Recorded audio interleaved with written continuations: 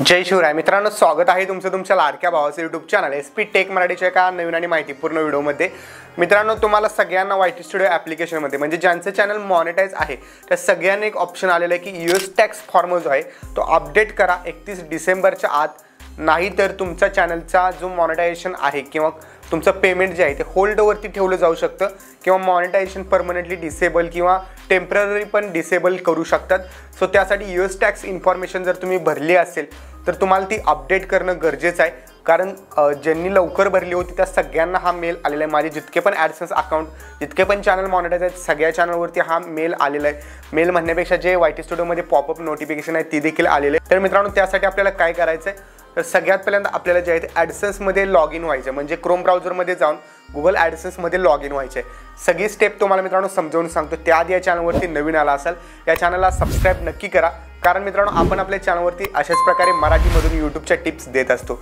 तर चला मित्रांनो, जराही न वेळ घालवता आपण आपल्या आजच्या व्हिडिओला सुरुवात करूया। साइडला मित्रांनो तुम्हाला माझ्या मोबाईलची स्क्रीन दिसत असेल। मी ॲडसेन्समध्ये येण्यासाठी वरती ॲडसेन्स फॉर यूट्यूब सर्च करायचं आहे। क्रोममध्ये जाऊन गुगल ॲडसेन्स दिसेल त्यावरती तुम्हाला क्लिक करायचं आहे। ओपन इन न्यू टॅब ग्रुपवरती क्लिक करायचं आहे। त्यानंतर इथे तुम्हाला साइन अप वरती क्लिक करून द्यायचं आहे। साइन अप वरती क्लिक केल्यानंतर तुम्ही साइन इन होऊन जाल तुमच्या ॲडसेन्स अकाउंटमध्ये। आता या ठिकाणी आडव्या 3 लाईन आहेत त्यावरती क्लिक करून ॲडसेन्स फॉर यूट्यूब वरती क्लिक करायचं आहे आणि किंवा खाली तर पेमेंट इन्फॉर्मेशनवरती क्लिक केलं तरी देखील चालून जाईल। पेमेंटवरती मी क्लिक करून पेमेंट इन्फॉर्मेशनमध्ये गेलेलो आहे, कारण ही माहिती आपण पेमेंट इन्फॉर्मेशनमधूनच जे आहे ते चेंज करू शकतो किंवा अपडेट करू शकतो, त्याला म्हणतात थोडक्यात। ओके, इथं सेटिंग नावाचं एक ऑप्शन आहे तुमच्यासमोर। सेटिंग म्हणजे मॅनेज सेटिंग नावाचं ऑप्शन आहे।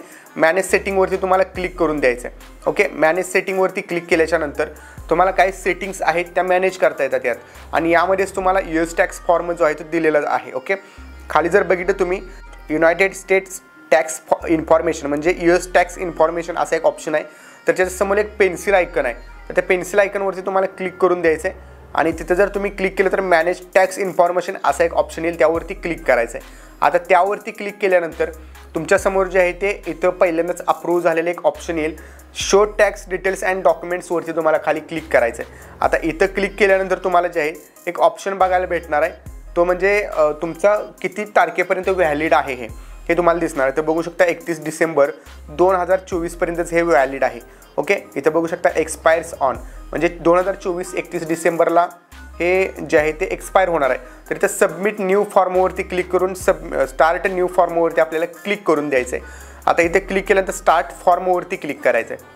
ओके, तर तुमचा पासवर्ड सेव्ह नसेल, तुमच्यासमोर एक ईमेल IDचा पासवर्ड विचारेल, तर तुम्ही पासवर्ड टाकून नेक्स्ट ऑप्शनवरती क्लिक करायचं आहे। तर आता मी पासवर्ड टाकून घेतलेला आहे। पासवर्ड टाकल्यानंतर बघू शकताय इथे तुम्हाला विचारेल इंडिव्हिज्युअल आहे की नॉन इंडिव्हिज्युअल आहे, तर इंडिव्हिज्युअल सिलेक्ट करून नेक्स्ट ऑप्शन सिलेक्ट करायचं आहे। इतर रेसिडेंट सिटी विचारेल, नो करून नेक्स्ट करा। त्यानंतर 1 नंबरचा फॉर्म आपल्याला भरायचा आहे W8BEN आणि स्टार्ट W8BEN फॉर्मवरती सिलेक्ट करायचं, क्लिक करायचं आहे। ओके, कारण तो 1 नंबरचा फॉर्म नॉन US कंट्रीवाल्यांसाठी आहे, म्हणजे US कंट्रीच्या बाहेर राहणाऱ्या लोकांसाठी। ओके, तर इथं आपण आपलं नाव टाकायचं आहे। महत्त्वाचं म्हणजे नाव टाकल्यानंतर खाली तुम्ही तुमचे कंट्री सिलेक्ट करायचे, तर I love my India, so आपण आपली इंडिया कंट्री सिलेक्ट करून घेऊया। इंडिया कंट्री सिलेक्ट केल्याच्या नंतर आपल्याला खाली काही इन्फॉर्मेशन विचारेल, ती पण आपल्याला फिल करून घ्यायचं आहे। त्यात आहे फॉरेन टीन। आता फॉरेन टीन म्हणजे काय, तर फॉरेन टीन म्हणजे आपला पॅन कार्ड नंबर जो आहे इंडियामधला, तो आपण पॅन कार्ड नंबर टाकून घ्यायचा आहे। सो मी इथं पॅन कार्ड नंबर टाकून नेक्स्टवरती क्लिक करतो। नेक्स्टवरती क्लिक केल्यानंतर इथं ॲड्रेस विचारेल, ॲड्रेसवरती क्लिक करा। तुमचा परमनंट ॲड्रेस आहे का विचारेल, तुम्ही तुमचा ॲड्रेस संपूर्ण टाकून घ्या। टेक्स्टमध्ये जायचं आहे, नो आहे आणि इथं येस आहे, तुम्ही काही सिलेक्ट करा। मी नो केलेलं आहे, येस केलं तर तुम्हाला तिथं इंडिया वगैरे सिलेक्ट करावं लागतं। ओके, तर इथं बघू शकता activities and service performance in US, now select करून नेक्स्टवरती क्लिक करायचं आहे। खाली जितके पण ऑप्शन असतील टिक करायचं आहे, नेक्स्टवरती क्लिक करत जायचं आहे। ओके, डॉक्युमेंट प्रिव्ह्यूवरती जायचं आहे, तिथे देखील सेम तसंच करून घ्यायचं तुम्ही। ओके, म्हणजे तुमचे जे भरलेले डॉक्युमेंट्स आहेत ते कसे दिसत आहेत, तर इथं तुम्ही जस्ट जे आहे ते नेक्स्टवरती क्लिक करायचं आहे आणि डॉक्युमेंट प्रिव्ह्यूला देखील कन्फर्म करायचं आहे। खाली अंडर जे ऑप्शन आहेत सगळे तुम्ही टिक ऑन करा। इयर जे आहे ते 2024 टाका।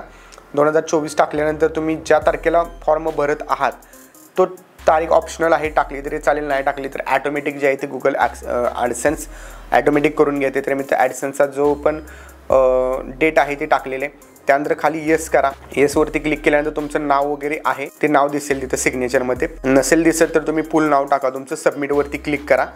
सबमिट वरती क्लिक केल्यानंतर तुमचा यूएस टॅक्स फॉर्म जो आहे तो सबमिट होऊन जाईल. तर बघू शकताय अशा प्रकारे जे थोडंसं लोडिंग घेईल आणि लोडिंग झाल्यानंतर तुमचं जे ॲडसेन्समध्ये यूएस टॅक्स फॉर्म जो आहे तो अपडेट होऊन जाईल. अपडेट झाल्यानंतर बघू शकताय इथे डिसेंबर 31, 2027 असा ऑप्शन आलेला आहे. तर मित्रांनो बघितलं अशा प्रकारे तुम्ही तुमचा यूएस टॅक्स फॉर्म अपडेट करू शकता. म्हणजे YT स्टुडिओमध्ये जे पॉपअप नोटिफिकेशन आलेले ती रिमूव्ह होऊन जाईल.